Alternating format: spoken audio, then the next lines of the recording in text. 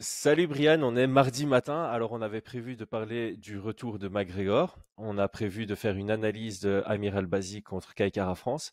Mais là, en se réveillant Mhm. tous les deux, on est tombé sur la news que le palmarès de de Damien Lapillus Damien est Lapillus. passé à 17 victoires pour 18 défaites parce que il semblerait que l'agence antidopage de France l'a contrôlé. On ne sait pas à quoi. Donc on ne sait Mhm. pas pourquoi pour le moment, mais en tout cas ils ont fait passer ces récentes victoires en défaites. Ouais. Et bon, Ouais, ouais. Sauf une qui est en no ouais, contest. et ça c'est très C'est ça, important. Il y hein. en a une qui passe en no contest parce que son adversaire était lui également dopé, ou en tout cas avait été Enfin, il a été pris a été au pris dopage, ouais. par l'agence antidopage. Et c'est ça que tu me disais hors ligne, donc on savait pas si on allait en discuter ou pas, mais voilà, on va ouvrir le sujet là-dessus.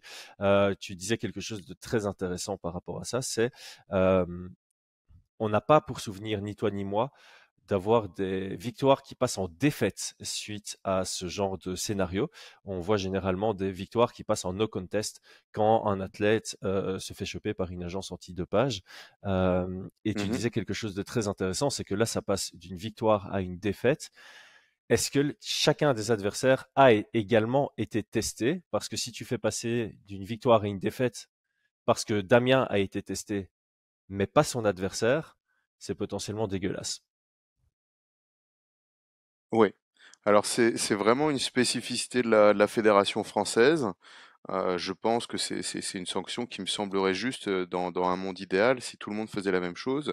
Mais par contre, je pense encore une fois que la fédération française, à vouloir faire les choses différemment, va se mettre une balle dans le Mm. pied.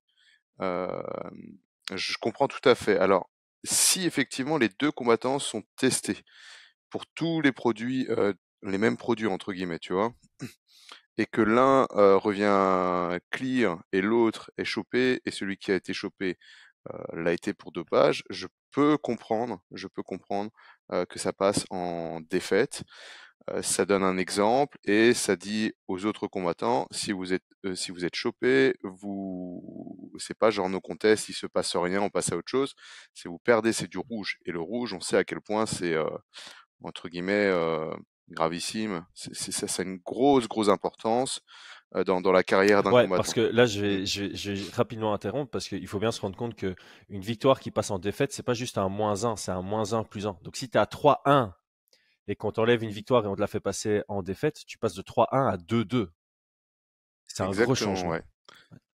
Et là, il passe C'était- sur une suite de 5 défaites d'affilée, quoi, ou un truc Ouais, comme c'est ça. ça.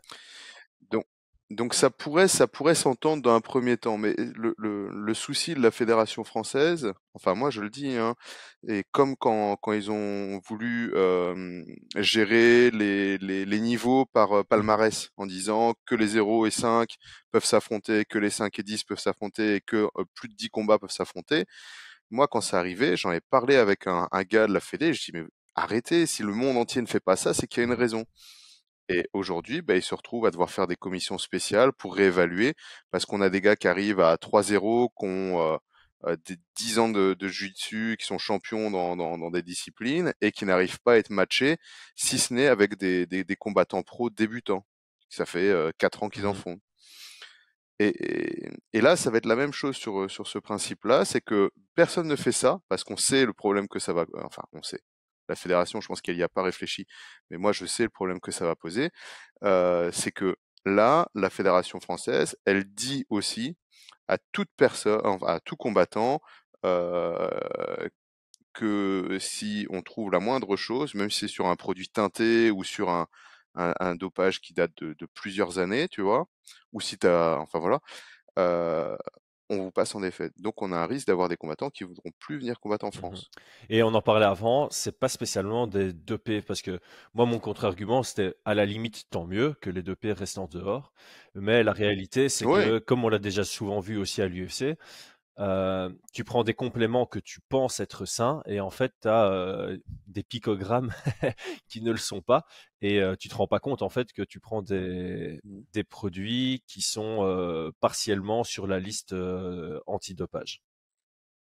exactement, exactement. Donc je pense qu'il y aura. enfin, il y a de fortes chances que ce soit contre-productif, Mmh. en fait. Mais effectivement, si tous les pays faisaient ça, ça serait une très bonne idée en Tout à soi. fait. Effectivement.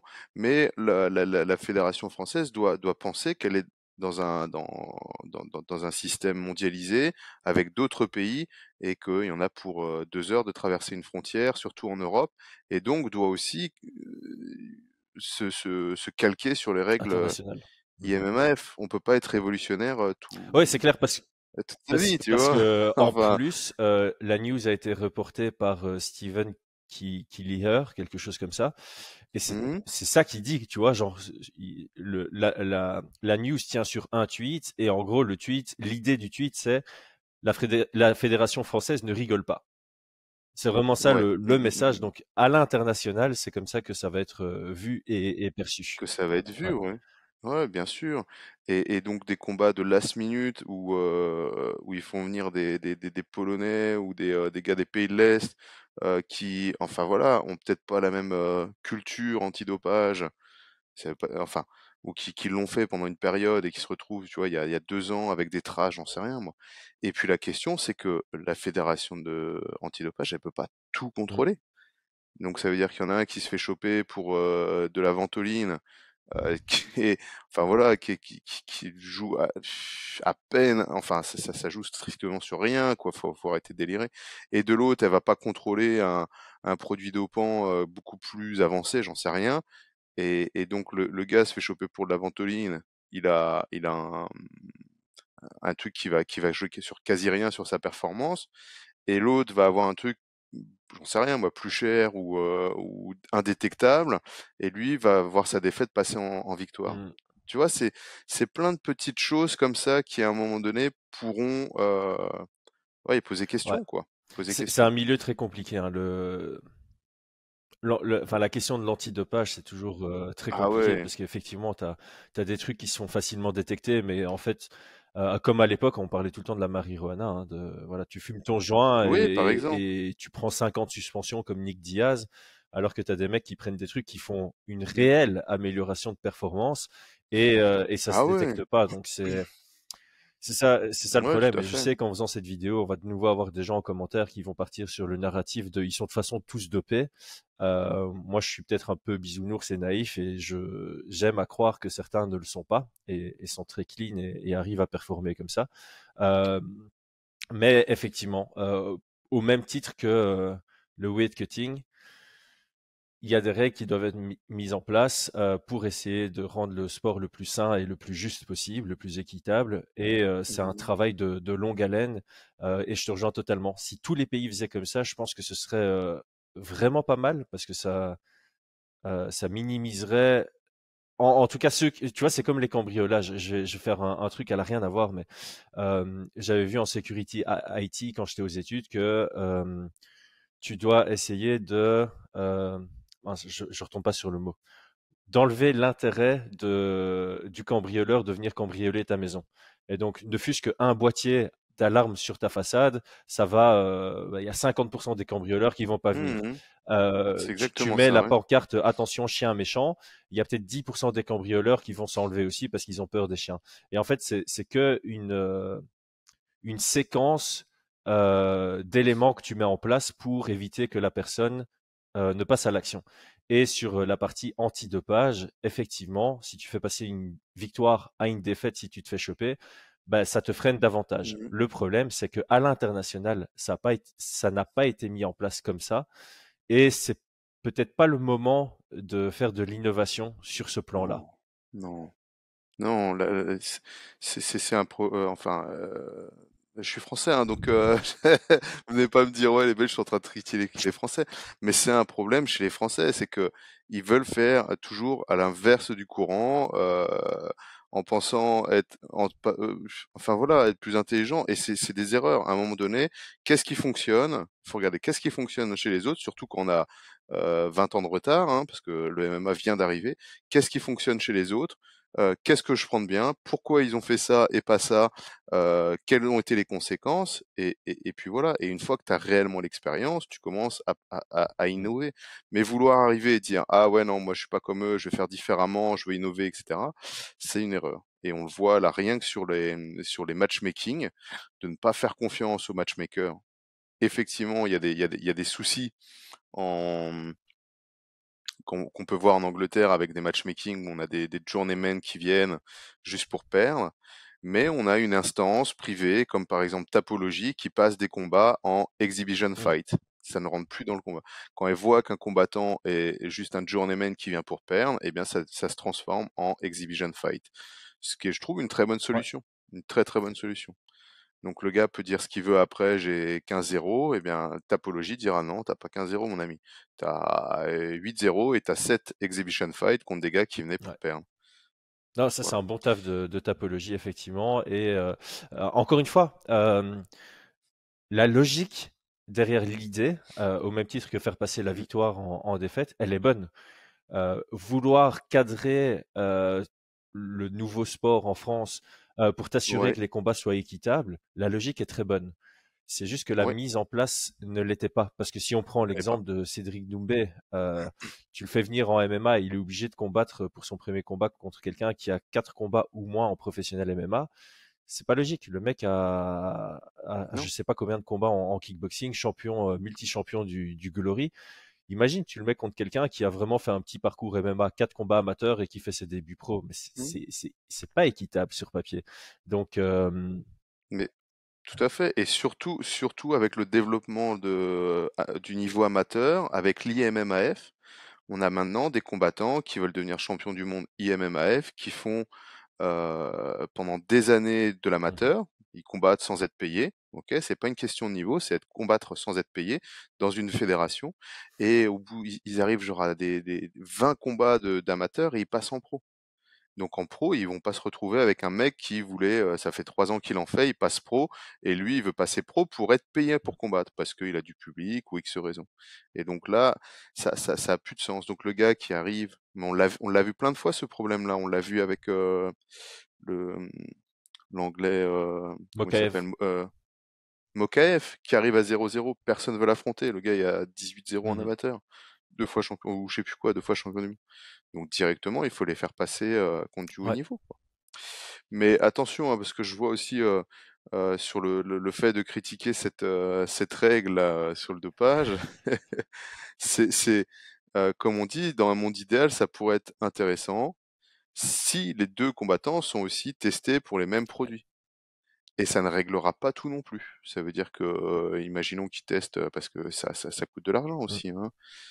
Si ils sont testés pour les mêmes, j'allais dire stupéfiants, mais non, sur les mêmes choses, sur la même base, oui, dans ce cas-là, ça peut être intéressant, Ouais. clairement. Mais je pense qu'il faut toujours se poser la question, pourquoi l'entièreté mondiale des fédérations passe les combats en no contest et non pas en défaite? Et je pense qu'ils n'ont pas fait ça pour le plaisir. Je pense qu'ils y ont réfléchi, je pense qu'ils y ont vu les conséquences, qu'ils sont influencés de ce qui se passe en boxe anglaise, Mhm. etc. Et, euh, et qu'ils ont fait un choix qui semblait pas idéal à la base, où on voulait vraiment sanctionner le dopé, mais qui, sur le long terme, bah, permet d'être Ouais, juste, en qui est fait. potentiellement plus judicieux. Et là, je me demande si je pars pas trop Mhm. dans un côté négatif, mais est-ce que justement ce serait pas le fait que même si tu testes quelqu'un, t'es pas certain à 100% qu'il n'est pas dopé. Au même titre que voilà, dans le cyclisme, par exemple, ils ont une longueur d'avance là-dessus. Et c'est une question de savoir cacher les produits dopants dans ton système. Et alors, tu pars du principe que quand tu testes 2 personnes sur les mêmes éléments, c'est pas parce que Fighter A se fait choper pour un des éléments que tu as testé que Fighter B n'a pas un élément qui fait pas partie de Ouais, ta liste et qu'il ne l'est pas également. Et du coup, bah voilà, pour un peu calibrer tout ça, comme tu dis, tout à fait, sur le long terme, tout à fait. ça paraît plus juste de faire passer ça en no Mhm. contest. Mais effectivement, enfin, je pense qu'on se répète, mais dans un monde idéal, ce serait logique de faire passer la victoire en défaite.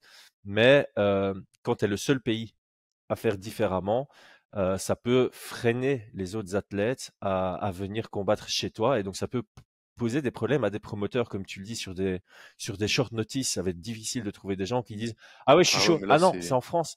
Ah ouais, mais moi je prends des, ah non, mais là c'est parce que sûr, hein. Là c'est t'es- sûr. à moins d'être, Je crois qu'ils se rendent pas compte de ce qui se ouais, passe. Enfin, moi je me rappelle aux États-Unis, je te parle de ça il y a quelques temps. Premier jour, on arrive dans la maison des combattants.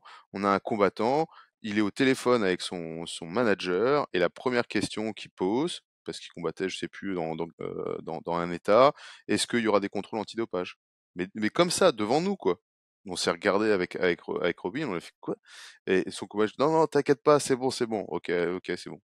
C'est comme ça, et t'es là, tu fais waouh. Et il te parle de... On venait d'arriver, quoi. Le mec, on est deux étrangers, il parle de ça ouvertement, tu vois, c'est... Enfin, voilà. c'est normalisé à Non, l'époque. je crois qu'il... Bah, c'est normalisé à l'époque, ouais, bah, je te parle de ça, c'était... L'USADA elle venait Ouais. d'arriver, je crois, c'est là, c'est ce camp-là où Chad Mendes s'est fait choper Ouais, pour bah, encore une fois, tu vois, dopage. c'est de et puis il y a aussi, ça aussi, hein, de temps en temps, tu prends des produits qui sont légaux ou autorisés, et puis du jour au lendemain, ils apparaissent dans la liste des produits antidopage Mhm, de l'USADA parce que ça ne fait qu'évoluer. Et donc, comme tu l'as souligné, c'est pas parce que comment exprimer? Tu peux te dire, je pense ne pas être dopé, mais l'être en réalité parce que ben, quand t'es pas top mhm, 10 UFC, t'es pas en train de regarder toute la liste de tous les compléments que tu prends, à regarder chaque ingrédient et à comparer avec la liste des produits antidopants. Et encore une fois, tu as aussi ce truc de quand tu vois la liste d'ingrédients sur tes produits, des compléments alimentaires, même tes protéines et tout ce qui s'ensuit, mhm. de temps en temps, il y a des petits éléments qu'il n'y a pas sur la liste. Parce que dans la production, c'est un peu mélangé et tu risques d'avoir un peu plus ou un peu moins de la liste d'ingrédients que tu prends. Tu parles sur les produits Ouais, teintés? Ouais, non, je pense que les produits teintés, alors... Il y a eu des produits teintés, il y en a sûrement encore. C'est surtout des produits qui sont vendus. euh, il y en a un qu'on a parlé dernièrement sur un pré-workout pour la musculation qui te mettait la pêche, et en fait à l'intérieur, il le disait pas, mais il y avait des produits dopants.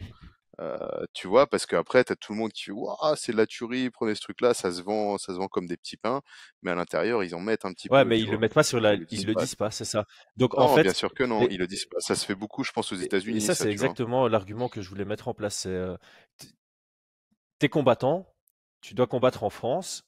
Toi, tu te dopes pas volontairement et consciemment. T'es pas en train de prendre peu importe quel produit de dopage.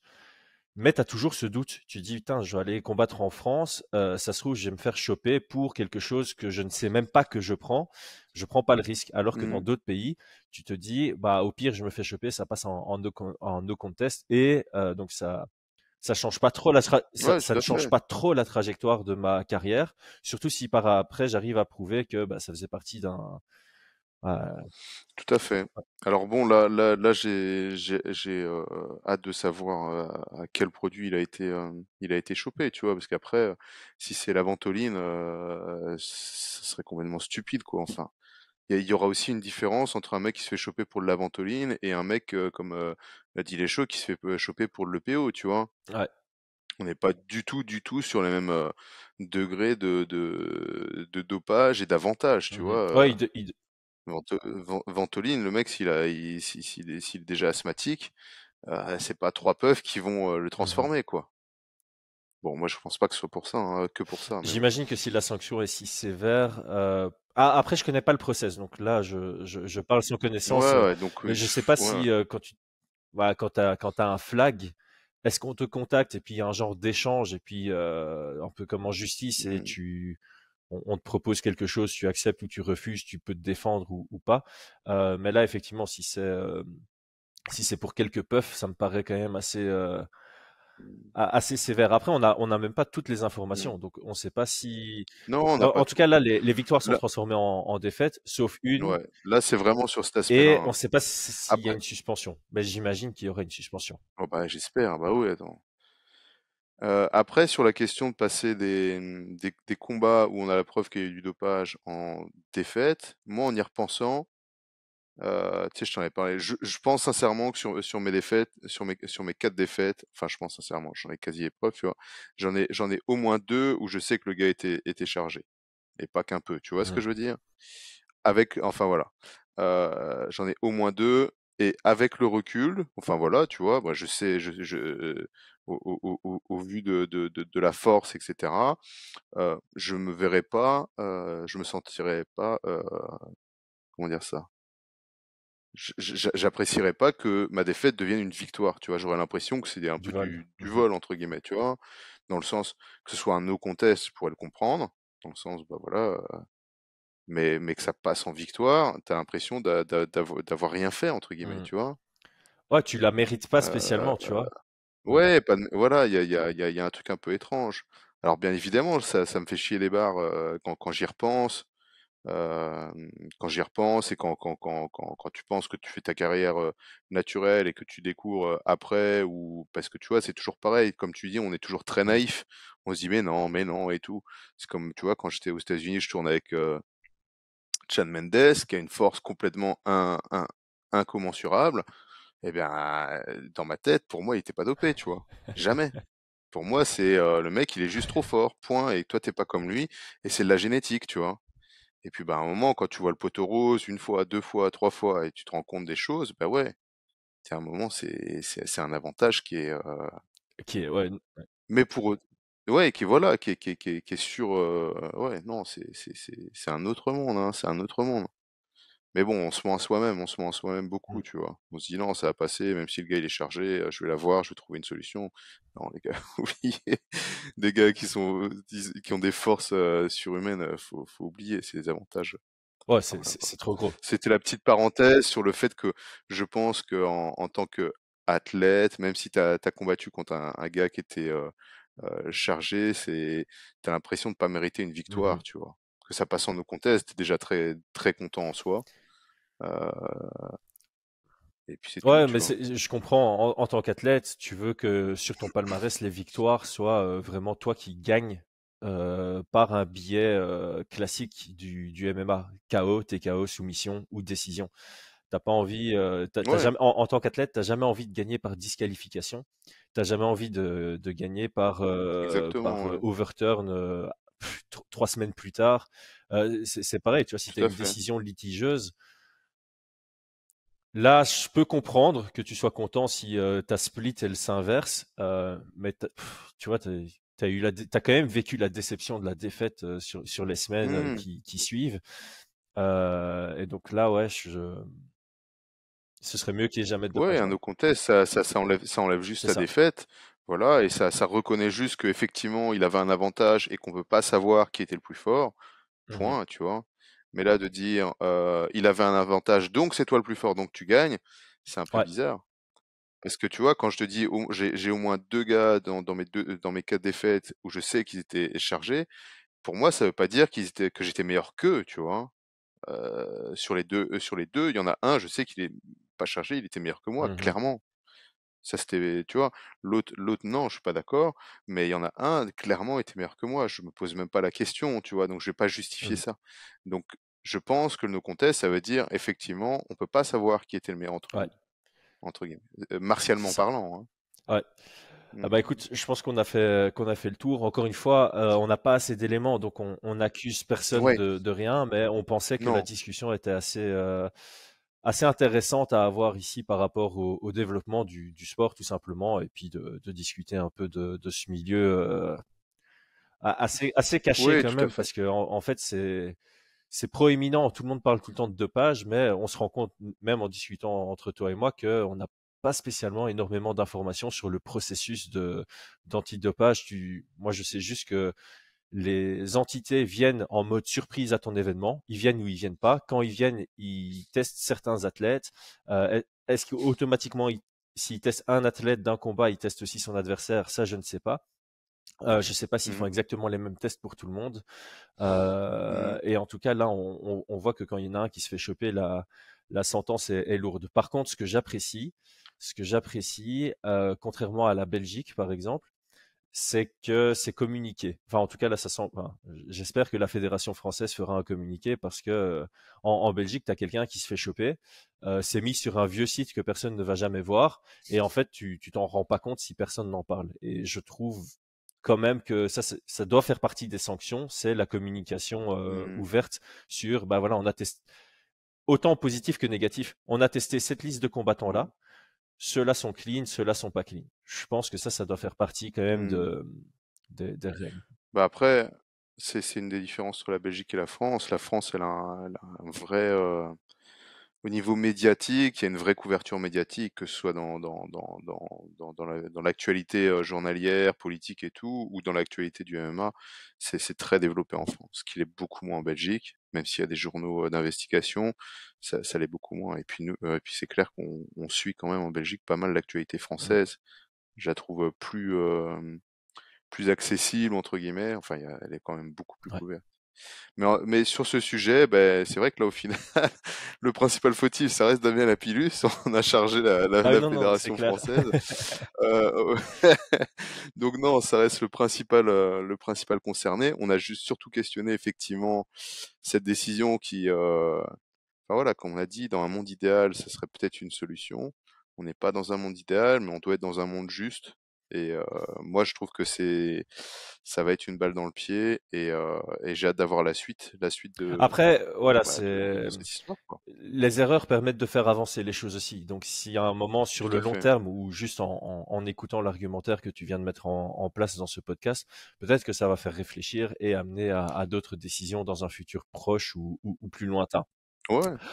Et peut-être que ça va vraiment révolutionner et que tous les pays vont suivre, Ah, j'en sais rien, peut-être. Dans ce cas-là, ce sera mon mea culpa c'est ça. aussi, Dans ce tu vois. cas-là, on refera une Ce vidéo où serait, on s'excusera auprès de la Fédération française de MMA et on leur dira même ouais, merci. Mais encore une fois, je sais pas si on veut ça, parce que pendant le podcast, on disait dans un tout monde à fait. idéal, tu passes la victoire en défaite. Mais comme tu viens de le dire, en tant qu'athlète, est-ce que tu veux vraiment qu'une défaite nette te fasse passer en victoire juste sous prétexte que l'autre a été testé à un certain produit? Surtout, et encore une fois, ça c'est peut-être une amélioration que tous les pays devraient faire. Enfin, quoique l'USADA, c'est déjà comme ça. Mais il y a certains degrés, il y a certaines catégories de dopage. Mhm, On doit mhm, faire une distinction entre faire un petit puff et, et des EPO. Par contre, encore une fois, peut-être, je sais pas, hein, je m'y connais pas assez, mais peut-être que le puff peut cacher dans ton système certains trucs. C'est pour ça que je pense que la marijuana était interdite, parce que si tu fumais, enfin, dans tes prises de mhm, sang, ça cachait d'autres produits potentiellement dopants. Et donc certains fumaient mhm, parce qu'ils prenaient d'autres produits pour cacher les autres produits. Et c'est pas la marijuana qui améliorait leur performance, c'était les autres produits qu'ils prenaient qui étaient cachés par le fait qu'ils fumaient. Enfin bref. ouais, En c'est vrai. parlant de dopage, McGregor. La transition de ouf. Surtout. On voulait parler de McGregor parce que, bon, on en parle évidemment, il y a le The Ultimate Fighter entre McGregor et Michael Chandler. À la base, il devait combattre en juillet, puis il devait combattre en septembre. Et là, il y a une news, a priori, peut-être, ce sera annoncé pendant la diffusion de TUF. Anniversaire. Ah oui, Euh, Ce serait potentiellement fin novembre ou décembre le fin retour, novembre, ouais. parce Mhm, que d'après les rumeurs, McGregor se remet dans l'USADA ou va se remettre très prochainement dans l'USADA. Il faut compter mhm, 6 mois avant qu'il soit éligible à combattre. Donc tu fais aujourd'hui plus 6 mois, on arrive à fin novembre. Fin novembre, ils veulent faire Madison Square Garden. Et décembre, pour la fin d'année, ils veulent faire un gros event. Donc on peut s'attendre, pardon, à McGregor contre Chandler sur un de ces deux événements-là. Et voilà, on a senti dans l'interview que Dana White voulait pas confirmer quoi que ce soit, mais il a quand même dit que le combat allait être annoncé pendant la diffusion, ce qui signifie que, mhm. en gros, il sait déjà que ça arrive, donc on va avoir le retour de McGregor. La question qu'on voulait se poser, c'est quelle version de McGregor on aura, selon toi? Euh, Tu vois, enfin, juste pour revenir sur parce que t'as fait une transition sur le dopage, c'est quand même un truc de fou. Le mec, pendant 2 ans, 1 an et demi, 2 ans, enfin voilà, on va pas trop se poser la question sur ce qu'il faisait de son corps, tu vois. Putain, et au final, il se fait plaisir, là, pendant 2 ans, il devient énorme musculairement, tout ce que tu veux. Et là, on lui dit, OK, c'est bon, tu rentres, t'as 6 mois pour être clean, entre guillemets, et recombattre. Comme si ça avait pas eu de conséquences qu'il avait fait pendant 2 ans. Je trouve ça Ouais, complètement ouais. dingue. Et donc Tu ça, c'est vois? le premier truc qu'on peut dire Euh, effectivement, parce que ça, c'est un argument qu'on dit souvent, c'est quand tu t'es dopé dans ta vie, peu importe quand, peu importe combien de temps, ça a un impact sur la suite. Même si tu deviens clean, donc ouais, tu te dopes pendant un an, bah, pendant un an, tu t'es entraîné de manière plus optimale, tu as pu plus t'entraîner, tu as gagné plus en aptitude physique. Ben forcément, les conséquences, elles durent sur le restant de ta vie. Bon, elles s'amortissent évidemment. 10 ans après, c'est moins fort que 2 ans après, mais ça reste un avantage que tu gardes ad vitam. mais ça dépend. Ça dépend ce que tu fais, parce qu'il y a quand même une progression physiologique. Tu crées de la fibre musculaire, Mhm. tu vois. Tu crées comment on appelle ça? De l'information neuromusculaire, tu vois. Tu es capable d'activer beaucoup plus de fibres, de soulever beaucoup plus lourd, tu vois. Je sais pas moi, il y a plein d'éléments qui font que ça améliore. Et donc, si tu maintiens ça pendant des années, bah clairement. Mais il y a une croyance que tout s'effondre après, tu vois. Et cette croyance-là, pour moi, elle vient un petit peu des instances antidopage, dire ouais, ça sert à rien parce que 6 mois après, un mois après, il n'y a plus d'effet. Vous prenez des risques alors que ça va pas durer. Et ça, c'est une sorte de croyance qui a été faite. Mais non, la réalité, c'est que c'est pas vrai. Quand tu vois des gars, tu sais que c'est des anciens dopés qui ont des épaules et des trapèzes énormes, bah ça a bien été créé, ça disparaît pas du jour au lendemain, Mhm. tu vois. Donc non, c'est des avantages, ça c'est sûr, ça c'est Mhm. sûr. Ouais, ouais, non. Et mais après, bref, les règles, Ouais, après les règles voilà, sont faites ainsi. monde idéal Ouais, et c'est puis ça. le monde idéal, le monde un peu plus juste, c'est tout. Ouais, parce qu'en ouais. On se posera pas de questions en soi, tu Ouais, vois. ouais, parce que là, effectivement, on n'a pas envie d'accuser à 100%, jamais. On veut toujours travailler dans la nuance ici, donc on va pas dire que McGregor d'office à 200%, il s'est dopé pendant sa période de convalescence ici. Mais bon, Et puis voilà, c'est pas la même c'est culture, tu probable. vois. Aux États-Unis, je pense que blessure, ils prennent des produits pour revenir au meilleur de leur forme, Ouais. tu vois. Et des produits qui mimiquent la croissance, Mhm. tu vois. La croissance que tu peux avoir quand t'es jeune. Mais est-ce que malgré tout, Donc, ouais. enfin, est-ce que parce qu'il y a le côté dopage, ok, mais comme on le dit tout le temps, tu peux te doper comme tu veux. Si tu restes devant Netflix à bouffer des chips, ça va rien changer. Littéralement rien Ah, changer. exactement, Donc il y exactement. a Ouais, toujours une tout à question fait. de discipline, de motivation, Ça va être le plus d'avoir la important. faim à Et d'ailleurs, l'entraînement qui va plus impacter ta performance. Donc la question c'est vraiment est-ce que McGregor est encore dans le game? Est-ce qu'il est encore obsédé? Parce que c'est ça le terme qu'il utilisait dans son ascension. Voilà, ouais, c'est est-ce qu'il est encore obsédé par le MMA? Pourquoi est-ce qu'il revient? Et est-ce qu'on aura une version ressemblant à son plus prime old ou school, hein. ouais c'est ça ou plutôt une version décevante de McGregor? Alors, je sais plus quel média sur Twitter avait posé la question, avait posé 3 questions. Est-ce qu'il va revenir? Est-ce qu'il reviendra à son plus haut niveau? Et est-ce qu'il va battre Michael Mhm. Chandler? Donc, est-ce qu'il va revenir? Bah, c'est toujours pareil, hein. Là, ça sent relativement bon. Mais effectivement, il pourrait ne pas revenir et juste exploiter le fait de nous faire croire qu'il reviendra pour rester sur le devant de la scène médiatique, tu vois. Ouais. Est-ce qu'il a besoin, Enfin, alors, moi, est-ce qu'il a besoin de ça pour rester sur le devant de la scène médiatique? Je pense pas. je pense qu'il fait beaucoup plus de buzz quand on dit il va combattre Michael Chandler que quand il dit qu'il va jouer dans un film, tu vois. Ouais, et ça, je suis d'accord. Maintenant, ça, c'est le truc avec McGregor, et tu seras entièrement d'accord avec moi, c'est quand il a un combat annoncé, il ne l'annule pas. Blessé, pas Ça, c'est vrai. blessé, Ouais, c'est le ouais, mec ouais. qui a, je pense, il a jamais annulé de combat, même quand il avait des bobos à gauche, à droite. C'est quelqu'un sur lequel à ce niveau-là, tu peux lui faire confiance. Non, ouais, ouais, là-dessus, d'ailleurs, pour moi, c'est toujours une grosse erreur.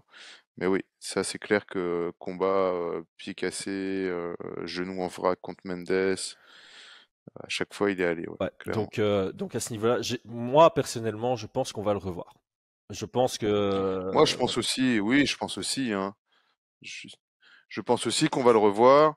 Et alors, dans son prime, non, clairement Mm, pas. mm, Euh, mais par contre, Dustin Poirier a parlé a dit old school, non, c'est pas ça. S'il revient, c'était quoi le terme qu'il a utilisé? À l'ancienne, je crois qu'il a dit. J'ai pas vu l'info. Il a, Ouais. il a, il a, il a dit que si Connor revenait à l'ancienne, il battrait Michael Chandler dans le deuxième round. Ok. Et donc, revenir dans son prime, non. Revenir à l'ancienne, je, je peux le voir revenir à Mhm. l'ancienne. Mais, ah, enfin, je peux. Là, ces derniers camps d'entraînement, il est jamais revenu à l'ancienne réellement, tu vois. Ouais, c'est ça le truc. C'est ça qui est compliqué avec Connor, c'est que j'ai personnellement l'impression qu'il a une mentalité de compétiteur. Ce qui signifie Oui. pour moi que il n'a pas réellement besoin d'une motivation financière, business, externe Mm, que pour s'entraîner dur dans le mal et progresser. Néanmoins, je vais nuancer en disant que tu peux faire ce que tu veux. Une fois que tu as un certain confort de vie de par ton argent et de par les habitudes que tu mets en place grâce à cet argent, il y a un petit truc, il y a un petit truc mm, qui s'en va. Tu, tu, J'écoute beaucoup les podcasts de Huberman et on dit ça, tu vois, adversity by choice, c'est ce qui va t'amener à avoir une meilleure longévité de vie, une meilleure qualité de vie. C'est, mm, euh, je vais prendre l'exemple de moi, je prends des douches froides tout le temps maintenant. J'ai le choix de prendre des mm, douches chaudes, j'ai le choix d'être dans le confort, mais je fais consciemment le choix de dire non, je vais prendre quelque chose de moins confortable, quelque chose qui me met dans l'effort et mettre en place plusieurs éléments comme ça qui te mettent dans l'effort tous les jours, comme faire du sport. Hein. Faire du sport, c'est plus facile d'être devant ta télé à ne rien faire, mais décider de te lever, de t'habiller pour faire du sport, c'est un effort. Et ça te permet, dans ta vie de tous les jours, de plus facilement réaliser des tâches qui t'ennuient, tout simplement. Je mm, pense que pour McGregor, clairement, entre le moment où il était en pleine ascension et qu'il avait besoin d'évoluer, de progresser pour gagner de l'argent et pour assurer sa progéniture, ben, il y a une différence entre mm, maintenant où il peut claquer des doigts et avoir tout ce qu'il veut, et ça ne peut que se ressentir dans son entraînement. Même s'il a encore ce mental de je suis un guerrier, j'ai envie de travailler, j'aime bien me pousser dans mes retranchements, ce sera jamais autant que dans son ascension jusqu'à Mayweather. je sais pas. Alors moi, quand je parle de à l'ancienne, tu vois, si on part sur du Dustin Poirier, je pense qu'il y a eu deux avancées majeures chez McGregor sur sa progression. La toute première, c'est bah, tout simplement entre le moment où il était débutant et le moment où il est rentré à l'UFC, où en gros il était un combattant pro parmi les autres au SBG.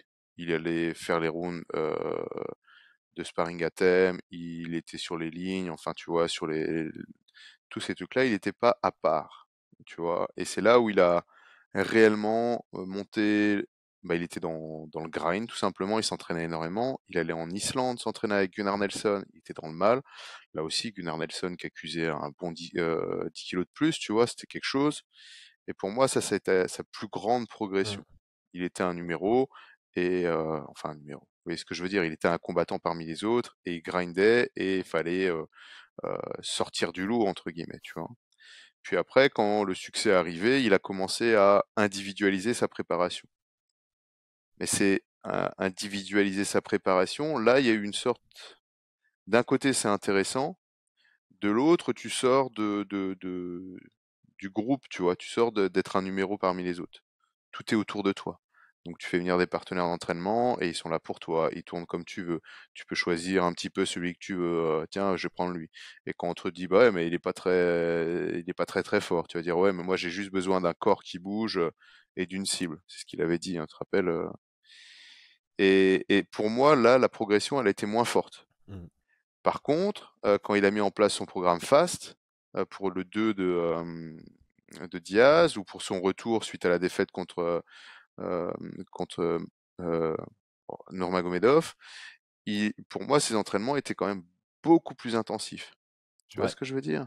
Donc il grindait, il continuait à travailler, mais tout était centré autour de lui. Et donc il n'y avait pas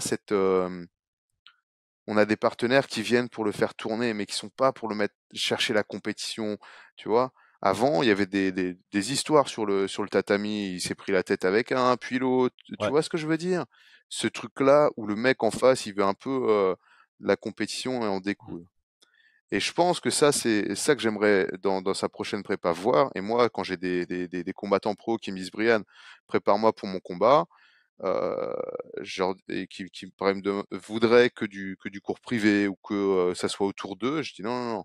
Si tu veux que je te prépare, c'est moitié individualisé, moitié tu es dans le groupe et tu manges le Mmh. sol», tu vois? Et tu es avec d'autres poids lourds et les gars, tu vois ce que je veux dire? Il faut que tu aies les 2. Il faut une individualisation et il faut aussi ce qui t'a fait arriver à où tu en Mmh. es, tu vois? Et et je pense que ça, c'est Ouais, important. Je pense que tu dois être mis dans le mal, te mettre dans le mal, faire des sprints, tu restes dans une situation de ouais, confort, tu vois? Tu peux, sauter du tapis et dire: «Ah non, je suis trop mort, j'ai pas envie», tu vois? Tu as toujours cette c'est ça. possibilité. Par contre, d'être mis dans le mal avec d'autres compétiteurs qui sont là, qui veulent te mettre au sol, qui veulent prouver et cetera, eh bien ça, pour moi, il l'a plus, Mmh. quoi. Il l'a plus depuis des années. Et Et c'est pour ça que moi, personnellement, je vais faire des camps à l'étranger, parce que je veux retrouver un petit peu ce côté où je suis un étudiant parmi les autres, où les gars sont pas juste là pour moi, ou des trucs comme ça. Mais il ouais, faut les deux. c'est important et je trouve que ça se ressent parce que comme on le dit, à ce niveau-là, quand tu es élite, chaque détail compte et Ouais, il est devenu tellement fort que tu as l'impression qu'il se repose un peu sur ses acquis et entièrement qu'il arrête d'accord. un peu cette, progression, qu'il est plus dans de la maintenance. L'individualisation, Tout à comme fait. tu le soulignes très bien, ça te permet de choisir et je pense qu'il y a certaines personnes et peut-être qu'il est un peu là-dedans, c'est tu peux aussi choisir la difficulté, mais je pense que quand tu as cet embarras du choix, tu vas de temps en temps et peut-être trop souvent choisir la facilité ou la norme et Mmh. pas spécialement, choisir de faire suffisamment de sessions à 110%. Parce que la réalité, c'est que, OK, tu dois gérer le surentraînement, tu dois faire gaffe à pas trop souvent pousser tes limites, Mmh. mais le MMA, le combat, c'est un moment où tu pousses tes limites. Tu vas dans tes retranchements. Tu as besoin de Mmh, mmh réciproquer mh. ça à l'entraînement et pas une seule fois par semaine. Ou, enfin, une fois par semaine, ça me paraît déjà bien, mais voilà, tu dois le faire de manière fréquente quand même, quoi. Ouais, tout à fait. Et donc, ouais. Mais je pense que d'être en groupe, ça veut pas dire d'être à Ah non, 110%, non, hein. bien sûr que non. Pour moi, tu peux faire de l'individualisé à 110%. Par contre, de faire du groupe, c'est juste retrouver ta position Mhm. d'apprenant, Ouais. tu vois, de retrouver ta position qui t'a fait avoir les Mm. crocs, de voir les autres qui veulent aussi monter. Et toi, tu es là et tu te dis, mais attends, moi aussi, je veux monter. Tu vois, de reprendre cette énergie-là, quoi. Et, euh, et on le voit plus au SBG sur le tatami avec les autres, tu vois. C'est toujours, soit ben, c'est dans ces trucs d'entraînement où il appelle un gars, il dit tiens, tu viens faire ci, tu vois. Il est, alors il y allait en jiu-jitsu, tu vois, le matin, des fois on le voyait arriver très tôt, mais c'est pas la même dynamique non plus. Jiu-jitsu, c'est assez cool, c'est pas ça roule, Mhm. tu vois, ça tourne, ça roule. Et mais ouais, si se relance complètement, si ouais, je pense que ça pourrait revenir. Mais tout se concentrer autour de lui. Enfin, pour avoir eu des échos dans les camps qu'il organise, c'est les gars, ils s'emmerdent toute la journée. Lui, il est là en train de. Il n'y a rien de programmé. Ils savent pas s'ils vont s'entraîner. Et alors, une fois, il sort avec son sac. Allez, c'est parti, on y va. Ok, ils prennent leurs affaires, ils partent avec lui, tu vois. Ça peut être à 11h, 14h, Mhm. 18h, 21h, t'as fini ton repas et en une fois, c'est parti, on y va. Hop, tu montes dans la voiture, tu vois. Tu Ouais, vois ce que je c'est veux un peu dire? freestyle et moi, je pense quand même que la Ouais. programmation fait partie de la professionnalisation. Mais alors voilà, on va pas critiquer un mec où il est arrivé à son niveau, mais clairement pour moi, je pense que il a eu une baisse de progression au moment où il a commencé à ne faire que selon Mhm. lui. Tu vois? Même s'il y a le fast et tout, enfin voilà, c'est le principal investisseur du fast, donc c'est pas eux qui vont lui casser sa tête en lui disant écoute, c'est n'importe Ouais. quoi. Moi, j'aurais voulu, j'espère que ça va être ça, c'est qu'à un moment, son coach lui dit écoute, tu veux combattre, d'accord, je veux bien t'aider, mais il va falloir qu'on trouve un terrain Mhm. d'entente. Tu fais plus des camps où tu fais ce que tu as envie quand tu as envie. C'est, on- Ouais. tu vois, je pense. Et donc j'aimerais le voir arriver à l'ancienne en ayant ce truc où il revient comme, tu vois, qui rebouffe. du tatami, qui rebouffe des rounds avec des gars et où ce soit pas juste Ouais, lui qui soit le. pas l'homme qui décide de tout dans son camp d'entraînement. Parce Voilà. qu'encore une fois, Mm. j'aime bien faire des parallèles comme ça, mais le combat, tu décides pas de tout. Ton but, c'est de contrôler un maximum Exactement. d'éléments. Ça, c'est ton objectif. Mm. Mais la réalité du combat, c'est que tu contrôles absolument pas tout ce que fait ton adversaire et tu es quand même en travail Mm. réactif avec l'autre. Donc, si ton camp d'entraînement, tu as Mm. tout décidé toi-même, ben, tu travailles pas comme il le faut parce que ça reflète pas la réalité du combat qui suit. Mm. Mm. Et Mm. Mm. ouais, j'aime bien ce que tu dis. On va pas nous, toi et moi, remettre en question toute sa prépa. Cela n'empêche que Non. je pense que le monde entier a réalisé qu'il avait un peu arrêté sa progression après Mayweather. Et de ce qu'on peut Ouais. analyser, et toi en plus qui fais tes camps au SBG, tu as pu clairement voir les différences entre le McGregor dans son ascension et le McGregor dans sa stabilisation et dans son rôle plus de Mm. sportif businessman que uniquement sportif avant 2016 quoi. Euh, Ouais, ouais. Et après, encore une fois, hein, je critique pas le fait qu'il est individualisé. Je pense que c'est super important. Moi, je le fais, je vous en ai déjà parlé, individualiser ses entraînements, avoir ses propres sparring partners, que ce soit tourné autour de soi, clairement.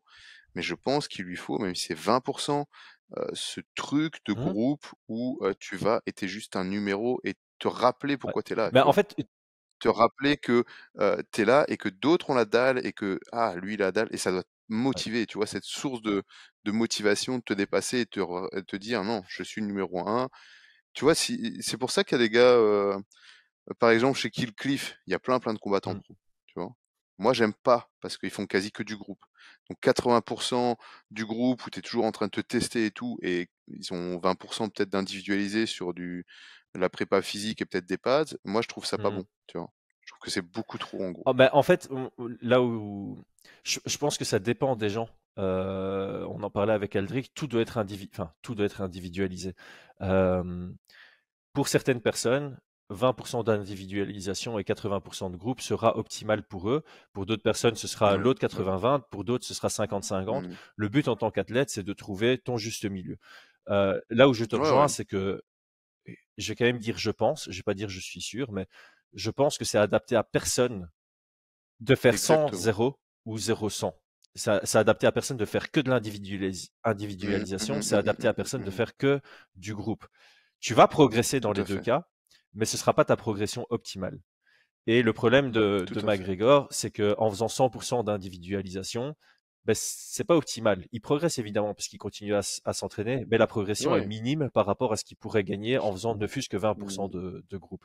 Au même titre que chez Kill Cliff, il y a peut-être une partie pour le 80% de groupe et 20% d'individualisation qui est complètement optimale par rapport à leur pédagogie, à leur Mmh. profil pédagogique.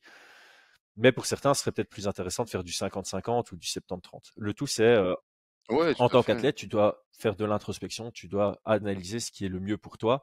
Et là, en Mmh. parlant de McGregor, si on veut avoir la meilleure version de McGregor possible, il doit faire quelques Ouais. adaptations par rapport aux 4-5 dernières années de sa structure Mmh. d'entraînement.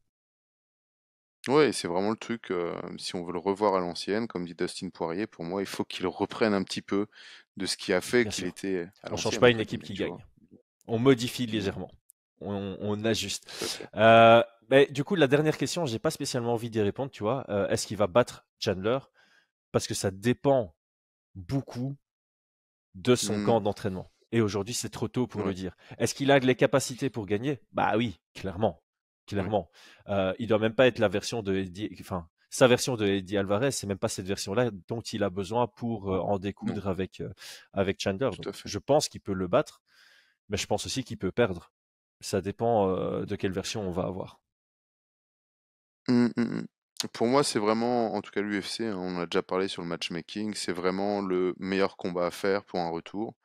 Il a le profil, qui match, très bien pour McGregor, donc hem, plus petit, généreux, enfin voilà, hein, d entre guillemets «dangereux», mais assez visible sur ses grosses droites, donc McGregor peut passer derrière, frapper, connecter. Donc non, pour moi, je pense que c'est un très très bon choix de l'UFC. Ils savent très bien ce qu'ils font.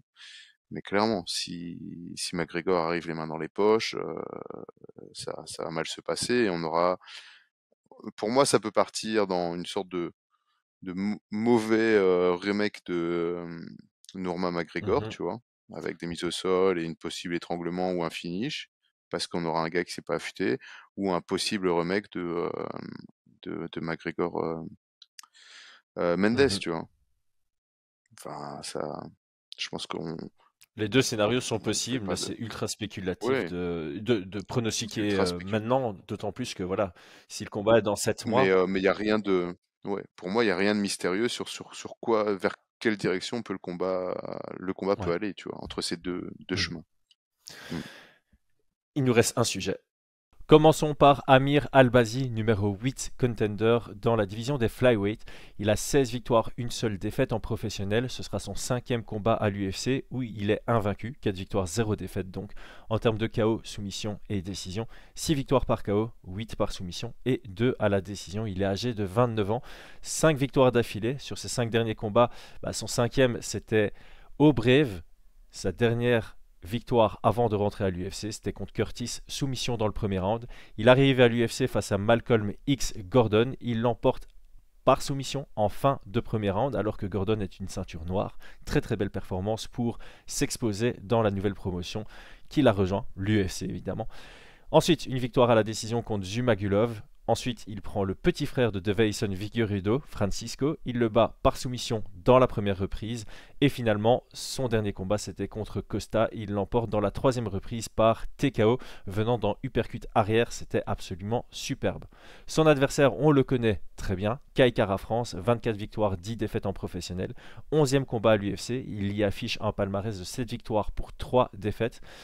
11 victoires par KO, 3 par soumission et 10 à la décision. Il a pas mal de puissance pour un flyweight. Il est âgé de 30 ans. 3 victoires, 2 défaites sur ses 5 derniers combats. A commencer par un combat incroyable contre Brandon Royval. Il le perd par soumission dans la deuxième reprise. Il revient face à Bontorin, victoire par TKO dans la première reprise. Ensuite, victoire par TKO contre Cody Garbrandt. Très très belle combinaison pour finaliser ce dernier. Ensuite, sa victoire à la décision unanime contre Askarov, ce qui lui permet d'obtenir le titre intérimaire, le combat pour le titre intérimaire face à Brandon Moreno, champion actuel. Il s'était donc incliné par TKO dans la troisième reprise. Et maintenant, on se retrouve avec Brian pour une analyse complète de ce combat. Est-ce que tu es allé voir les codes de Ouais. Paris avant le podcast? J'ai juste vu les codes de Paris sur Tapologie, Ok. moi. Toi, t'as quoi comme code de Paris? Parce Moi, que moi, j'ai je suis Albazil. sur Unibet. Je suis extrêmement surpris de voir que Kai Kara France est underdog, même si c'est très léger. Ouais, c'est léger, hein. 1,98, donc 1,80 pour Albazi. Donc on est sur du 53-47. Mhm. Moi, je suis surpris. Je sais pas ce que tu en Ah penses. oui? Toi, tu vois Albazi légèrement favori? Ouais, je le vois à Ok, 55, euh, je pense. ok. Ça va être une discussion Je intéressante pense. du coup, parce que moi, je voyais plutôt en 60-40 Kai Kara Enfin, France. ah Ah ouais, ouais, ouais. autant. Alors, est-ce que je 50 peux... 53-47 me semble le plus juste, hein, Ok, ok. personnellement. 60-40? Ah ouais, j'ai hâte d'avoir tes Ouais, arguments, là. alors on va d'abord lancer une petite anecdote parce que je pense que tu ne le sais pas, je t'en avais pas parlé, parce que tu étais signé au Cage Warriors, mais le promoteur du Fight Star m'avait contacté pour que tu puisses combattre contre Amir Albazi pour la ceinture du Fight Star. Ouais, Ah, tu ça savais, ok. Je pensais que tu savais. Ah, pour la Ouais, ouais, ceinture. ouais. Il a combattu pour la ceinture du Fight Star et au moment où le promoteur cherchait un adversaire, il m'avait contacté pour toi, mais tu étais signé au Cage Warriors. Donc voilà, mais donc Ouais, je me pour demande s'il l'anecdote. m'avait pas contacté quand j'étais à 3-0 aussi, avant qu'on Ah, bosse ensemble. avant, ouais, ok. Ouais, ouais, je me demande. Ok. C'est pour ça que tu veux le mettre favori. Bah écoute, non, non, non, avant qu'il rentre à l'UFC, dans le début ouais, non, on va en reparler, on va en reparler. Alors, Ok. il est chaud, hein, Ouais, Albazi, hein. il est chaud. Alors, on va comme d'habitude d'abord établir les deux profils. Je pense qu'ici, on est sur un profil plus complet du côté de Amir Albazi, qui a Mhm, vraiment une boxe qui est propre et dangereuse, qui a un petit background de lutte, et donc il y a une lutte intéressante, surtout quand il a un bon timing, mhm. et un grappling légèrement au-dessus de la moyenne, mais sans étincelle. Il est bon Ouais, partout, quoi. moyen, on va dire. Il est il bon, est bon ouais, partout, et il a une bonne gestion du combat. tout à fait. Quelque chose à ajouter ou c'est une bonne façon de le définir? Pour moi, je pense qu'il a fait un gros pic de progression entre le Brave, je crois Ouais, qu'il était le juste bref avant, juste avant. et l'UFC. Tu sais, il y en a qui parlent, une fois que tu deviens champion, tu fais Mmh. une grosse progression. Moi, je dis que c'est une fois que tu changes de Ouais. statut, tu fais une progression. Donc, t'es ceinture blanche, on te donne ta bleue un peu trop tôt, souvent tu as une grosse progression. T'as ton short Décathlon, t'achètes un short Venom. Souvent, après, tu peux plus trop tricher, tu pratiques en MMA, donc t'as une belle progression. Et pour lui, pour moi, ce type-là, quand il est passé combattant UFC, j'ai vu une vraie progression. Une belle progression. Beaucoup plus. Enfin Et voilà. C'est le seul truc que je ouais, pourrais moi, rajouter. juste un truc que j'aime bien chez lui, c'est il est capable de construire son jeu debout sur base de son jab. Tu vois, il Ouais. utilise très très bien son jab, il feinte bien, il lit son adversaire, son jab lui permet de créer de la distance, de pousser son adversaire à la cage, ça permet de cacher son bras arrière qu'il utilise plus tard dans le Mhm. combat et qu'il utilise bien. Il a une bonne lecture des armes qu'il peut utiliser par rapport au profil de son adversaire. Ouais. Du côté de... Les retraits de buste aussi, Ouais, très bon. Retrait de buste, low kick. Non, il est assez assez complet, hein. complet, assez J'aime propre. beaucoup, ouais. Et par contre, ancien bantamweight, on sent qu'il a un jeu peut-être un peu plus ancré dans le sol qu'un flyweight. Il est moins aérien qu'un flyweight classique. Mais face à Kai Kara France, ce sera pas un problème parce que Kai Kara Non, France, lui tout à fait. également, est assez ancré dans le sol. Kai Kara Ouais. France, par contre, lui, je le considère comme classique city kickboxing. Donc, striker, Mhm. système anti-lutte avec un grappling défensif en phase de progression. Autant Albazi, tu voyais une progression après sa signature à l'UEC. Je pense que Kai Kara France, on voit une vraie progression dans son système anti-lutte et dans son grappling défensif. Mhm. Alors, City Kickboxing, ouais, moi je le vois. Je trouve qu'il est beaucoup plus boxeur, Mhm, tu vois. Beaucoup plus bas sur les appuis que ce qu'on peut voir chez des mhm. Adesanya ou des Dan Hooker. Mais ouais, très bon boxeur. Et pour sa KT, une puissance de frappe, voilà quoi. Bien au-dessus de la moyenne. Bien au-dessus de la Ouais. moyenne. Pour moi, un grappling en dessous de la moyenne, une défense de lutte en dessous de la moyenne. Mhm. Ouais. Ok. Donc, je pense que ça va être. Et au Vas-y. niveau. Alors, on doit aussi parler du combat, un Mhm. synchrone, hein, faut pas qu'on l'oublie. Garde fermée de Ouais. droitier. Et synchrone, je pense que ça joue pas mal, Et quoi. gros step-up en compétition pour Amir Albazi, qui a eu beaucoup de malchance. 8 combats annulés depuis un peu avant l'UFC. Il a eu que 5 combats qui ont eu lieu par rapport à 8 qui ont été annulés. Donc c'est un parcours intéressant. Ouais. Il a eu des combats, des gros combats annoncés, hein. Il devait combattre contre Royval, il devait combattre contre Perez. Donc il a une préparation face à certains profils du haut du classement. Malheureusement pour lui, Ouais, avec les mais sinon. annulations, il n'a pas encore affronté quelqu'un du top 15 et là il rentre directement sur Kai Kara France. Et puis c'est vrai que ces deux derniers combats, c'était où il était ultra favori, Mhm, tu vois. Donc c'est vrai qu'en termes d'opposition, on a eu Zumagulov mhm. là, mais pour moi c'était, enfin voilà, c'était un combat, il était bien quoi, Ouais. tu vois. Amir Albazi, hein. Il y a pas de. Mais ouais, son gros step up et puis un synchrone, je sais pas s'il a déjà fait synchrone, je crois Amir, pas. non. Kai Kara France, il a été prévu plusieurs fois au moins contre Moreno sur la dernière sortie. Ouais. Mm, Euh, mm, mm. peut-être qu'une fois en fait. Parce qu'avant ça, contre Qu'une Askarov, fois. c'était en 3. Combat Mm, intéressant mm, d'ailleurs mm. hein, pour discuter de celui-ci. Euh, Tout à fait. mais donc, a priori, si toi tu considères que c'est un 55-45 pour Albazi, est-ce que tu pars du principe que Albazi a vraiment, que ça ressemble à un 50-50 debout et que Albazi a une capacité d'amener ça au sol et de dominer au sol, ou bien tu considères que Kai Kara France a quand même un avantage debout, mais qui va se faire amener au sol? Oui, oui, oui. Pour moi, c'est un avantage debout, 60, on va dire 60-40 pour Kaikara Ouais. France. Je pense que sur le profil, c'est vraiment un gros puncher et que Amir Blasi, c'est un peu le même style, mais en tout cas, France tape beaucoup plus fort, beaucoup plus Mhm. précis, très bon timing. pour moi, ça sera très dangereux pour Albazi de rester debout.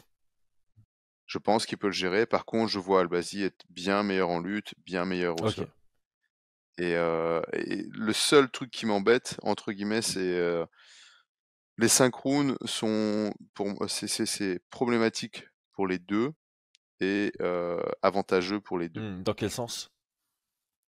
Donc, Albazi, s'il pense que son chemin pour la victoire va être de mettre au sol et de lutter, etc., et qu'il cherche à faire ça dès le départ, si Kai France survit aux 2 premiers rounds, ça va devenir compliqué pour Albazi à partir du 3, 4, Mhm. 5. De l'autre côté, si ça reste debout et que Kai France n'arrive pas à le mettre KO dans les 3 premiers rounds, je pense que ça va être compliqué pour lui Mhm. de l'emporter le 4 et 5, où on l'a vu fatigué quand même pas Mhm. mal sur son combat pour la ceinture. Ouais. Ouais, je pense que je suis assez d'accord et j'ai l'impression que le combat peut perdurer en plus. Autant les deux sont de bons finishers, autant les deux défensivement ont tous les deux un système assez intéressant, assez Mhm, perméable. Moi, le truc, c'est que je sais pas pourquoi j'ai du mal à voir Amir Albazi être capable de réellement imposer sa lutte. Alors, en lutte pure et en grappling pur, je le vois évidemment au-dessus de Kai Kara France. Mais sur les mhm, combats que j'ai observés ici, euh, comment exprimer ça? Quand les takedowns de Albazi sont télégraphés, ils sont très facilement défendables. Les fois où il obtient réellement son amené au sol, c'est parce qu'il a eu un excellent timing. Et face à Kai Kara France, mhm. je ne sais pas s'il sera capable de partir en lutte sur un bon timing. Parce que pour la première fois, il va affronter quelqu'un qui est réellement fort debout, potentiellement réellement plus Mhm. fort que lui debout. Et quand tu es sur ton pied arrière ou quand tu es face à quelqu'un qui te fait peur debout, c'est effectivement plus difficile d'avoir une très bonne entrée en lutte et de capitaliser dessus. Et c'est pour ça que moi, je vois Eh bien, Kaikara France plus favori, parce que je pense que la tournure du combat sera majoritairement debout. pour moi, parce que je pense qu'un des autres éléments, hein, les synchrones, c'est la question de la pression. Qui va mettre la Mhm, pression, tu vois? Qui va réussir à imposer sa pression? On a vu Albazi, sa seule défaite au Brave, où il se fait mettre sous pression par mhm, Torres. Et bon, vraiment pas le même style, hein, vraiment pas le même niveau hein, à l'époque. Mais à ce moment-là, il se laisse mettre sous pression et il est en grande difficulté. Euh, sur ses combats à l'UFC, il impose la pression et avec son travail de retrait de bus et Loki qui devient vraiment mhm, très bon. Kai Kara France, excellent quand il met la pression, mais il peut accepter de reculer. Il a besoin un peu de, comment dire ça? On sent qu'il a besoin un peu d'être au mhm. centre, tu vois? S'il se retrouve sur la ligne intérieure, il se trouve un petit peu trop proche, de la cage, j'ai Ouais, l'impression, tu vois? Il ouais, aime bien être quand même dans le centre. Heu, donc je me pose réellement la question de ça. Si Kai France met de la pression, que les 2 mettent de la pression, c'est Albazi va pouvoir, même s'il a peur de son anglaise, il va pouvoir clincher, mhm, tu vois? Il va pouvoir clincher, pousser à la cage. Donc il y a ça qui peut rentrer en mhm. jeu. Ouais, ouais, c'est intéressant comme réflexion. C'est vrai que Donc moi personnellement, je dirais, si j'étais le coin d'Amir, je dirais, on va chercher à mettre de la pression. S'il veut pas reculer, etc., quand il lance une frappe, tu descends dans ses jambes, comme l'avait fait Moreno d'ailleurs, hein, sur sur Kaikara France. Kai Kara France au troisième, un truc comme ça. Donc il avance et puis dès qu'il lance sa patate, boum, il descend dans les jambes et il réussit à mettre au sol, tu vois. Ouais, mhm. Donc je je sais pas. Je suis pas sûr que ce soit une bonne idée d'accepter ou alors ouais, d'accepter la pression de Kai Kara France au début, tu Ouais, vois. mais donc ce serait Mais ça a été le choix de Moreno, hein.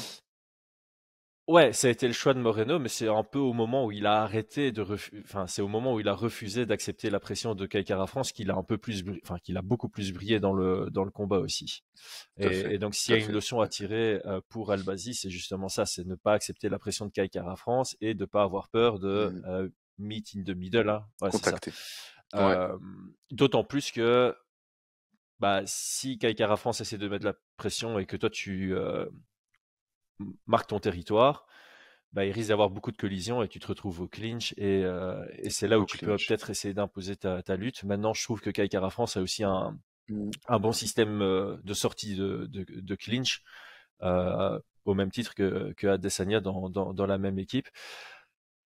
Ouais, Ah oui, mais après comment tu fais pour mettre de la pression quand dès que tu en mets, l'autre et l'autre l'impose vient chercher le et clinch, ouais. si tu avances, tu clinches, tu mets à la cage. Alors tu peux t'échapper une fois, 2 Mhm. fois, mais à un moment donné, tu vas dire: «Purée», tu vas te mettre sur ton pied arrière, tu vois ce que je Ouais, veux dire? je suis en train, c'est Moi, c'est marrant, pas ce serait pas de mettre de la pression, le 1er round serait pas mettre de la pression pour mettre au ouais. sol. Ce serait mettre de la pression pour casser la distance, faire du grappling de boxe, tu vois?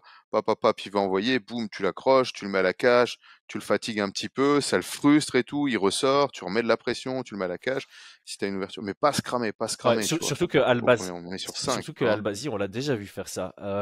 Ça, c'est un truc intéressant chez lui, c'est que de temps en temps, il shoot en lutte, mais pour changer la dynamique, pas pour obtenir l'amener au sol. Tu vois ce que je veux dire?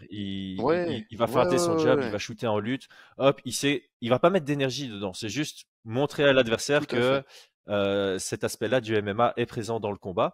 Et juste après, tu vas Ouais. le voir feinter la lutte pour un overhand ou pour travailler sur son pied-point. Et donc, ça permet, ça Mmh. c'est un point intéressant, c'est Amir Albazi, il envoie beaucoup d'informations à son adversaire avec des feintes de jab, des feintes de lutte, en variant un peu les intentions de direction du combat. Alors que Kai Kara France, il envoie beaucoup d'informations juste parce que c'est une pile électrique dans sa façon de bouger. Il Mmh. bouge beaucoup son corps, ce qui fait que son adversaire, ben, il a du mal à lire est-ce qu'il bouge pour bouger ou est-ce qu'il bouge pour envoyer. Et donc là-dessus, ça va être intéressant parce que le combat va peut-être pas être super actif au début, avec des réelles attaques, mais par contre, il va être super actif dans la façon de bouger, la façon de commencer à observer et à Mmh lire mh. les réactions de l'adversaire. Ouais, c'est sûr. Mais oui, oui, c'est pas une entrée en lutte, ça veut pas dire mettre au Mhm. sol, hein.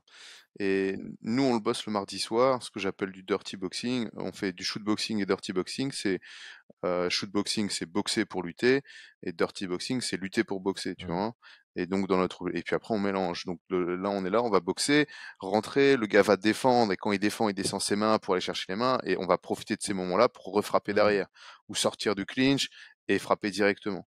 Et je pense que ça peut être intéressant en premier round pour Mhm. Albazi, pour commencer à mettre cette dimension-là. Et peut-être que, bah, après, Kara France va se dire: «Ah bah, dès qu'il rentre au clinch, il cherche pas à me mettre au sol, il cherche juste à me frapper ou me bloquer». Il va être, moins présent défensivement pour la Mhm. lutte, et là, il obtiendra peut-être un takedown, tu vois? Donc c'est pour ça que le premier round, c'est en ça que je disais que le 5 rounds pour Albazi, s'il cherche à prendre, à grappler, il faudrait pas qu'il le fasse dès le premier round. Ça risque d'être compliqué, Mhm. tu vois? Ouais. Heu, Même si, pour moi, ce ouais, serait le deuxième. même si au final, si tu regardes le combat de Kai Kara France contre Askarov, c'est dans le Mmh. premier où Askarov a réellement su bien imposer sa lutte et son grappling. Et à partir du Tout à fait. deuxième, il commence à galérer. Alors, est-ce que c'est... Après, c'est... Ouais, la Ouais, c'est ça. fatigue, Est-ce que hein? c'est la fatigue du côté de Askarov qui l'empêchait de... Mmh. Ou est-ce que c'est le second souffle de Kai Kara France, ou bien même une prise de confiance? Peut-être que Kai Kara France, en disant, OK, j'ai vraiment super bien défendu, il a été en sac à dos pendant 2 minutes 30, il m'a pas spécialement fait peur. Je prends confiance en mon jeu et je peux m'imposer dans le deuxième et troisième, quoi. Ouais, pour moi, il y a eu, oui, un peu des 2, hein. Mm. Heu, Askarov qui s'est un peu épuisé, et je pense que ça peut être un peu une erreur aussi, c'est d'avoir quand même beaucoup Ouais. d'espace. Je trouve que Kara France donne quand même beaucoup d'espace, en lutte, et ça peut être, assez dépensier au final pour celui qui est en train d'évoluer, Ouais. tu vois? Il passe d'une position à l'autre, il prend trop vite la confiance, il dit: «Ah c'est bon, je vais l'étrangler». Il force, hop, hop, alors qu'il aurait pu s'installer, Mm. frapper, tu vois? Et prendre son round, et vouloir faire la même chose au deuxième, tu Mm. vois? Ouais. Après c'est toujours, toujours compliqué de se mettre à la place d'eux et de savoir, Ce qu'il pense à quel moment. Ouais. mais voilà, ça pour moi, ça reste un risque aussi pour Albazi. Exactement comme Askarov, qu'il aille grappler pour grappler, qu'il s'épuise, et que, bah, après il reste trop de rounds, et avec la puissance de frappe de Kara-France, avec sa précision, il se fasse Ouais, connecter après, j'aime bien tu que vois? tu soulignes la précision de Cara France parce qu'offensivement, il a une bonne précision dans son anglaise, hein. Mmh. Donc voilà, donc pour moi ça va être, la stratégie principale pour Amir Albazi. Je pense qu'il aura son avantage en mixant bien les Mmh. deux. Pour moi, Kara France, clairement, il doit faire ce qu'il doit faire. Mettre de la pression, défendre la lutte, chercher ses frappes. J'aimerais bien le voir incorporer un peu plus du percut arrière. Mmh. Il mise beaucoup sur son overhand, Ouais. tu vois, Bah, étant petit, sur son enfin, tu dos. vois, souvent les petits ils misent plus sur l'overhand, les grands ils misent plus sur l'uppercut. Mais comme on l'a vu contre Garbrandt, la dualité overhand et uppercut, ça fonctionne très très bien pour Kai Kara France. Ce finish était incroyable. Ouais, mais tu vois, Askarov, eh bien, il cherche Askarov est touché. Attends, non, c'est sur Askarov ou c'est sur comment il s'appelle Garbrandt. Ah non, sur Garbrandt. Mais Garbrandt, il lui met des uppercuts bien Ouais, après, très tu vois. tard. Ouais. Il y a Mais eu ça il y a eu contribue des, complètement au il finish. touche une première fois. Ah oui, mais il touche une première fois en overhand et après il en replace encore deux et deux où il aurait choisi l'uppercut, c'était Mhm. dodo, tu vois. C'était clean dodo, tu vois. Mais ça, j'aimerais le voir un petit peu plus menacé parce qu'on commence à savoir que sa droite, elle est ultra Ouais. dangereuse, tu vois. Ouais, en plus, face à quelqu'un qui veut potentiellement lutter contre toi, montrer l'uppercut est toujours une bonne idée parce que Ah c'est ouais, c'est c'est- ouais, c'est de ouais. l'anti-lutte, hein, c'est un outil d'anti-lutte. Et Albazi sera plus Mm. grand que Kai Kara France, si je dis pas de bêtises. On l'a vu finaliser son dernier combat sur un magnifique uppercut, donc je pense que c'est une arme qui devra être utilisée des deux côtés, l'uppercut arrière. Tout à fait, tout à fait. Place au prono? Donc, Ou tu as encore... donc tu vois Cara France défendre la lutte, les premiers rounds, s'il y en Mhm. a, et s'il n'y en a pas, que ça se passe debout et qu'il s'impose parce qu'il est plus précis et plus Ouais, c'est puissant. ça, et un peu plus de volume, hein, si je dis pas de bêtises. Enfin, en tout cas, Mm. d'avoir vu les récents combats des deux, je pense que Kai Kara France essaye d'être un peu plus actif. Et Kai Kara France n'aura, je pense, pas peur d'imposer son rythme face à Amir Albazi, surtout s'il parvient à défendre les premières tentatives d'amener au sol, parce qu'alors il va prendre en confiance. Qui dit Ouais, prise de ouais, bien confiance, sûr. dit augmentation du volume et de l'intensité pour essayer de submerger Albazi. Donc moi, c'est comme Mm, ça que je vois mm. le combat se produire. Maintenant, avec la discussion avec toi, je comprends déjà mieux les codes de Paris. Ouais, je pense. Après, on a quand même des inconnus sur leur cardio, 4 Ouais, et 5. Et c'est un petit peu la peur que j'ai sur le combat, c'est que 4 et 5, ça soit. Si ça arrive dans le quatrième, cinquième, je pense que il va y avoir une baisse un petit peu de niveau ouais. général des deux Maintenant, côtés. Albazi finalise son dernier combat bien ancré dans le troisième round. Mais encore une fois, c'est pas la même opposition. Donc, c'est pas le même type de Non, fatigue voilà, que face à voilà. un profil comme Kai Kara France. Ouais, ouais. En tout cas, c'est un très très chouette combat qui est organisé par l'UFC. Moi, je trouve au niveau matchmaking, c'est vraiment vraiment cool. Les deux vont être testés et ouais, ça me plaît Mhm. énormément quoi. Comme combat, la finalité qu'il va avoir derrière, que ce soit l'un qui se relance pour le titre ou l'autre qui continue à gravir parce qu'il a été, malgré les annulations, il a eu beaucoup de combats assez accessibles, on va dire. Ouais. Et, euh, et là, il a une vraie opposition et je suis très content qu'il soit testé à Albazi, Mhm. tu vois. Il serait sur 5 victoires à l'UFC, 17 victoires, une défaite en Ouais. carrière. Hmm. C'est marrant parce que je pense que Amir Albazi, quasi personne ne le connaît réellement. Cette division flyweight, elle est tellement pas Oh, mise en avant. ah oui. Bah, Ouais, ouais, t'as peut-être je pense raison, qu'aux je sais commentaires, pas. il y a beaucoup de gens qui seront très très contents qu'on fasse l'analyse parce que Ouais, bah je pense qu'on sera c'est peut-être ça les aussi, seuls. t'as raison.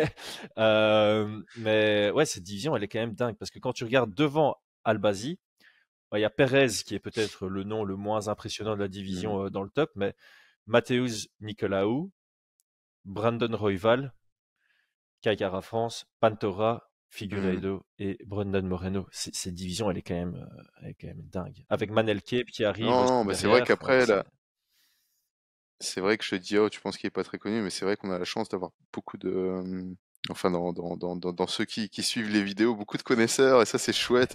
Et donc, on a l'impression, tu vois, de pas être tout seul fan de, tu vois, des petits combats et tout, tu ouais. vois. Euh, Ça, c'est vraiment bien d'avoir une communauté de connaisseurs, ouais. Ou de de, connaisseurs. parce que je sais qu'il y a aussi beaucoup de nouveaux fans qui nous suivent parce qu'ils ont cette envie de mieux connaître le De sport et découvrir ça aussi, ouais, c'est ouais. très apprécié. Et donc, alors, je vais peut-être en profiter. Merci à vous tous qui suivez nos vidéos parce que votre façon de commenter dans le respect, dans l'argumentaire, c'est toujours super agréable Ouais. et sur toutes les vidéos en plus. Donc, merci à vous. Mm, Si mm, vous n'êtes pas encore abonné, abonnez-vous. Putain, je dis ça après 1h12 de vidéo. Le petit like et le petit commentaire. Et on va passer maintenant aux pronostics et préférences. Bah, je t'en prie. Je t'en prie. Ben moi, je restais sur mon pronostic. Je pense que Albasi va s'imposer par RNC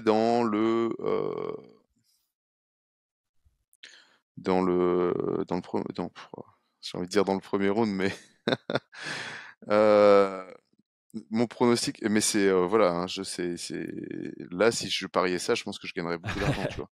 Mais je le verrais s'imposer premier round RNC si j'étais un parieur, mais je suis pas un parieur et mais sinon je vois Albasi Ok. s'imposer. Si c'est le Et cas, si je mettais de l'argent, si ça arrive, je crée un pull minimalisme avec écrit RNC dans le dos comme ça. Super original, tu vois. En dessous de la capuche. ouais, pas mal, pas mal, pas mal, pas mal. Donc je le verrais s'imposer comme ça. Ma préférence personnelle, j'aime beaucoup Kaikera France. Personnellement, hein, je connais très peu Albasi, mais Kaikera France, je trouve que c'est un gros travailleur, il est là depuis longtemps, et enfin voilà, j'aimerais le voir rester au top niveau et reprendre la possibilité de combattre pour une ceinture. Donc personnellement, je voudrais voir Kara France Ouais. l'emporter. Moi, je reste sur mon prono aussi. Je vais rester sur Kai Kara France. Je vais vraiment spéculer. Je vais dire un TKO dans le quatrième round quand la fatigue s'installe. Précision ou puissance. Ouh. Comme ça, je me Mm, mouille mm, un mm. peu. En termes de préférence, j'hésite en fait. Est-ce que Royval, il a un combat de prévu? Parce qu'en fait, j'ai presque envie de dire, ça m'est égal tant que le vainqueur prend Royval. Parce que Kai Kara France contre Royval 1, c'était incroyable comme combat. J'aimerais les revoir Mhm. l'un contre l'autre. Et Albazi devait combattre contre Royval. Et j'aimerais voir Amir Albazi contre quelqu'un de chaotique. Donc dans les deux cas, euh, voilà, j'adore Kai Kara France. J'aime bien aussi qu'il y ait du sang neuf. Donc, entre guillemets, ça m'est égal. Et alors, je suis juste en train de vérifier. Avec une préférence pour Albasi pour le combat contre Rival, c'est ça? Non, parce que Donc en Kai fait, Kara France contre on a Royval. pronostiqué celui qu'on voudrait pas voir gagner. Euh, non, parce qu'en fait, Kai Kara France contre Royval en main event, la revanche, en main event dans Fight Night sur 5 rounds, je veux voir aussi à tout prix. Donc, non, là, vraiment, j'ai pas de préférence en fait. J'ai une préférence parce que je connais mieux Kai Kara France qui est dans le top du classement depuis plus longtemps, donc on l'a plus souvent vu, Mhm. on a vu plus d'interviews de lui. C'est un combattant au style qui plaît, mais Albazi a un style qui me plaît aussi. Je connais moins la personne et dans tous les cas, je pense que le vainqueur, ça ferait beaucoup de sens face à Brandon Royval. Donc voilà, ça Mhm. m'est égal, ça m'est égal. Ok, Voilà. super. Bah, j'ai déjà remercié tout le monde, déjà fait les appels aux likes et aux commentaires, donc il n'y a plus qu'à toi que toi à remercier. 1h15. Euh, merci Brian. C'était Brian et Chris sur Fight Minds. Je te laisse le mot de la fin. Ouais, merci Chris, merci à tous, c'est toujours un plaisir de faire ces vidéos et merci pour tous les messages. Ça fait toujours très plaisir de vous lire. Voilà, Ciao, voilà. ciao. Ciao!